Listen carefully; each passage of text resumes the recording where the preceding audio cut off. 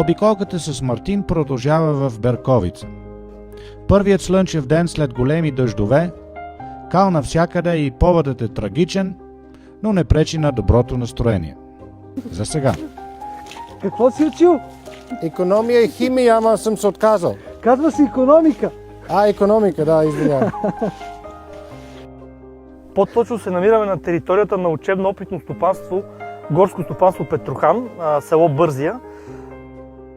На интернет страницата на това стопанство пише, че горите тук са едни от най-хубавите гори в Европа. Ага.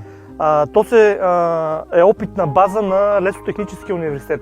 Ага. Университета в България, който отговаря създава кадрите, които се грижат за горите в България. Ага. Интересното е, че на интернет страницата също пише, че всички сечи, които се провеждат тук, се извършват с подходяща технология, съвременна техника, но както виждаме, състоянието на пътищата е... Аз нямам думи да го опиша. Това са по 70 до 1 метър дълбочина коловози. Това трябва да е едно от най-хубавите стопанства в Европа. Т.е. то трябва да е пример чужденците да идват тук и да виждат как се стопанисва гората в България. И може би сме точно в този район, където показва на учениците както не трябва да стане. Да, може би да сме почнали от грешната страна. Сега ще продължим нагоре, дано наистина да сме оцелили наистина това, което казваш ти, как не трябва да се случват нещата.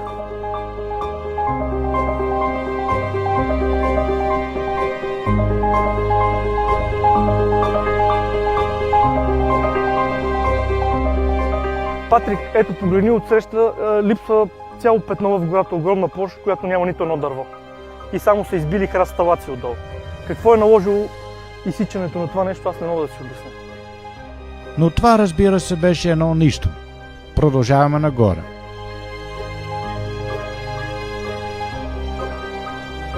Двамата с Мартин сме изумени от тоталното безхаберие.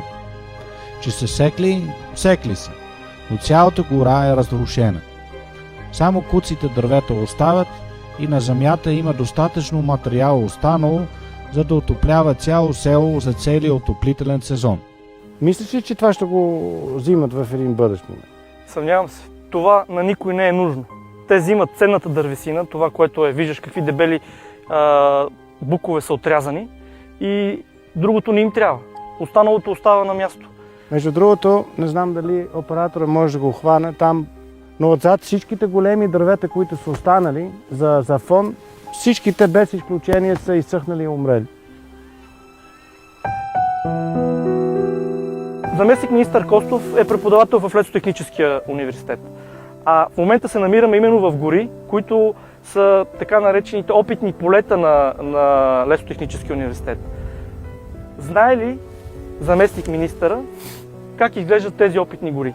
Как да не знае? Знае ли, че тези гори са в това състояние?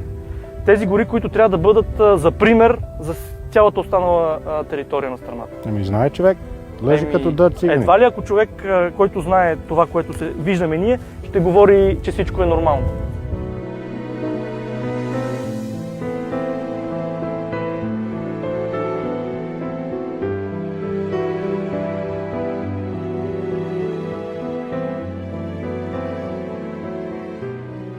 От известно време слушам горските служители, че българската гора сама се възобновява.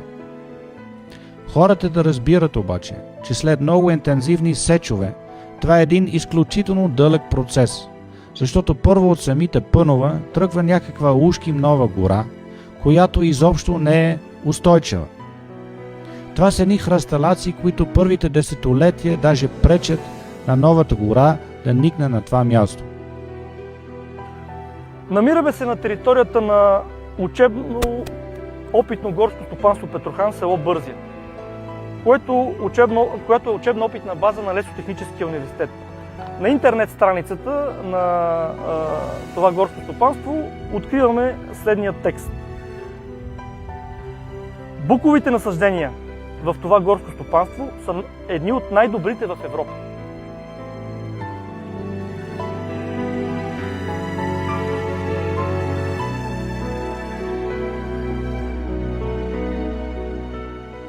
Аз ако живея тук, съм убит. трябва да проверим какво е нивото на самоубийства в Берковица.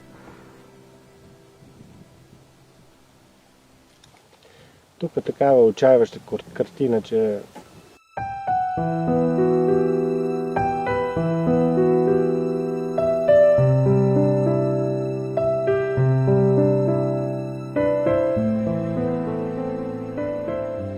Лично на мен ми беше тотално писнало от разходката в Берковица, но още не бях разбрал, че деня не беше свършил. На прибираното в София някой е звънял на Мартин, че се кът в тъмното в гората над Ботевград. Да сме бързали и да снимаме камионите как извозват нелегалната дървесина. Ало? Тук съм и в момента камионите се спускат надолу. Единия, в който съм след него, няма никакви номера. Ето, снимам го, даже в момента го снимам.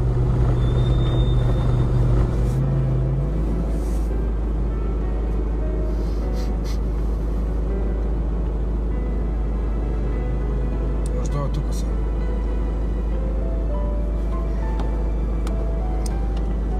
Това е с неговата, че съм пил. Добър вечер. Добър вечер. Защо не... Сега взимаме всичко.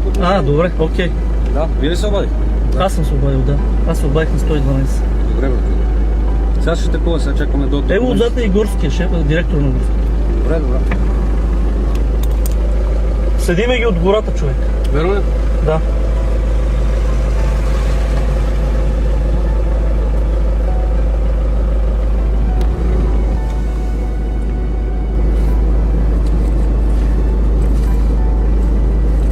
Нищо има това.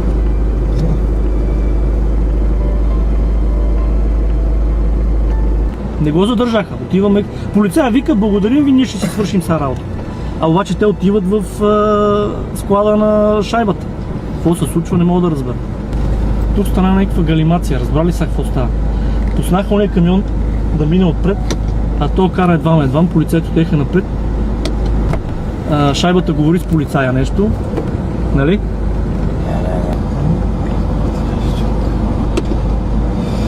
Приятели сме, едно сме, ама няма файда, врачи, няма файда.